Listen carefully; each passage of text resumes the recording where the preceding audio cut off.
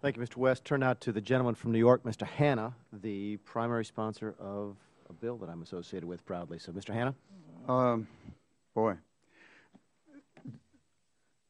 it sounds like nobody here likes to compete. Let me just play devil's advocate for a moment. I mean, if you don't want to sit at your computer and have a reverse auction, all you have to do is shut the darn thing off, and not bid it. Those are your options. Or put your price out there and leave it there. I've never been offended by anybody who sought the best price for anything.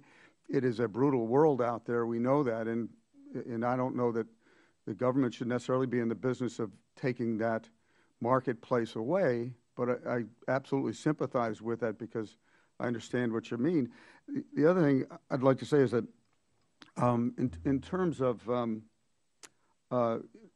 having an auction or you putting a price in on bid day and somebody changes it later, Ms. Biondo, you may have answered this, but what do you think is wrong with that?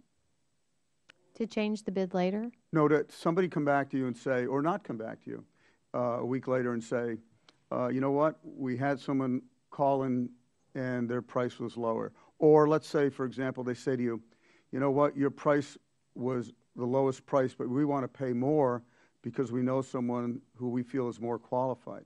I mean, that also could happen. Okay, well, I'll try to be pretty clear here.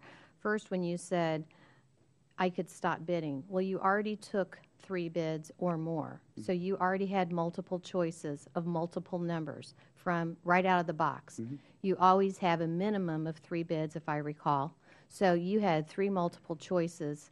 So you had 3 different people who bid. I think that should be enough. Well, I'm not here to Okay. argue with you. So then, let me just say this, though. First of all, why is it enough? Why is 1 not enough? So now I'm going to go to your next thing that you said about, I don't know how you said it, but why do I think that's not fair? I think that's what you said. Yes, ma'am. This is government money, so this is our money. It's not private money. If it's private money and the owner chooses to go with the lower bid, I can understand that. But this is the government's money, so every person in this room has the ability to go after that.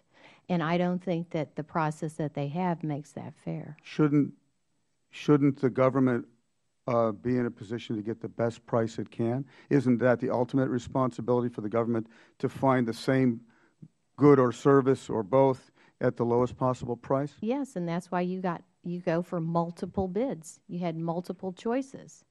But when people put those numbers together and companies spend thousands of dollars putting bids together and are unsuccessful in that way, I mean, there's a lot. I mean, it's not like you just put your number out there and it didn't cost your company any money to put the job together. I mean, how about when your company spends $100,000 putting a bid together and you didn't get it? That's life. Well, some other company did, and somebody got a better deal. And I assume that the ultimate goal of all of your companies is to be competitive, or no matter what we do from this seat or in this house, we can't control how competitive you are. Only you can. And the work is getting done, and somebody's doing it, and that person presumably is the most qualified at the lowest price. So I appreciate that you like not to have to compete as much. I appreciate that you'd like not to have a prime contractor be able to go to someone after the fact and shop your price, which I would agree with anybody here. There's something unethical about that. I don't disagree with it, but it doesn't make it illegal, and it certainly it may be the case that somebody actually found a great deal better price. And we have to remember, this is the beginning of the job, and a prime contractor, even if it's a big job and it's bundled, there's no guarantee that the profit he took by getting a lower contractor will actually help him finish that job. He may need that money to be successful. well, let me say that, speaking on behalf of my own personal company, we bid thousands of jobs every year, and we compete on a day-in, day-out basis. So for you to insinuate that I do not like to compete, I take offense to that, because we compete constantly, and we understand what competition means, and I welcome it. You must be doing well. I mean, obviously you are competitive or you wouldn't be here. So I give you credit. It wasn't meant to offend you. It's a simple question. I lived in your world for 30 years and dealt with the same circumstances. Excuse, Mr. Galazzo? Yes, sir. If I may? I'm out of time. I don't. Thank you. Thank you very much, Chairman. What do you build? We're a heavy civil contractors, roads, bridges, pipelines, things of that nature. So I have to ask you, if you can do all of that, Yes. and this is meant in the kindest way, because I understand the nature of accounting and bonding, and everything you go through is awful. But if you can do all that, and you're an engineer, why can't you figure out your own bonding needs? I certainly can. This issue is not about me. This is about the tens of thousands of contractors that don't know what to do. Just because you're a contractor doesn't make you a builder. It just means you pass the test. And just because you're in business doesn't make you a business owner. It just means that you signed up for a business license. And so, unfortunately, when you get into environments like a reverse auction, you have that contractor who has no clue what that means. So he gets sucked into the competition, just like playing poker. And unfortunately, he's found the quickest way down to bankruptcy and not understanding what he's gotten himself into. And yes, I got the job, but I can't pay my bills. I can't pay my vendors. I can't pay my taxes. I can't pay my FICA, my FUTA, my SUI, but I got the job. And unfortunately, that is what happens when you open up a competition where you have people that are not knowledgeable enough to understand the ramifications. But isn't that exactly the point, that the bonding is that firewall between those people and more qualified people?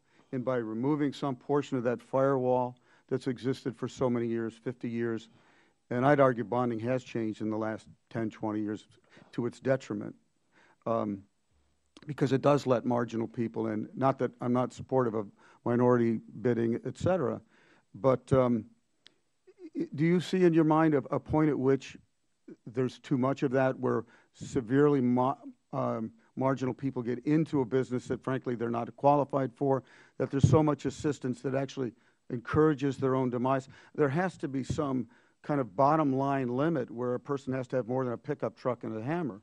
No question. And I would agree with you. I think the point that you've made earlier about competitiveness is tailored to the large business. He gets a preferential bonding credit. He gets a preferential line of credit, so his cost of money is cheaper than a small business. His cost of bonding is cheaper than a small business. His tax rate may be sweet. He has a better tax accountant. All those things play in favor of the large business, who's able to bring his bottom line so that he can be competitive at 2%. Whereas the small business, the companies that are trying to get to that next level have a higher cost of money, have a higher cost of bonding, have a not so good CPA, not so good banking alliance. And so their cost of doing business, while they've made as little profit as the other company, it costs them systemically. You know what, let me just agree with you 100%, okay? But the process is this, that a guy starts small, a woman starts small, they learn, they build up resources, they build up knowledge, skill, employees with the same, they get a better lawyer, they get a better accountant, they start to make a few bucks, they get cash reserves, they get a bigger bond. They do it all over again the next year, and they get a bigger bond and a bigger bond. And ultimately, you can do exactly what anyone else can do, and that is to grow a large $10, $20, $50 million business and bid work appropriately. But personally, I like the fact that you learn as you go, and you require and attain bonding and credit as your bonding and credit capacity grows, based on your knowledge, your skill, your income, and your financial statement. That's why bonding has worked so many years. And the problem with bonding today is that it's supposed to be a zero-loss ratio. Is that correct, Mr. McCollum? Yes, that's written under a theory that there'll be right. loss. So it's not a zero-loss ratio anymore, and because marginal people get in, it adds difficulty. I'm way over my time, so I'll end there. But thank you.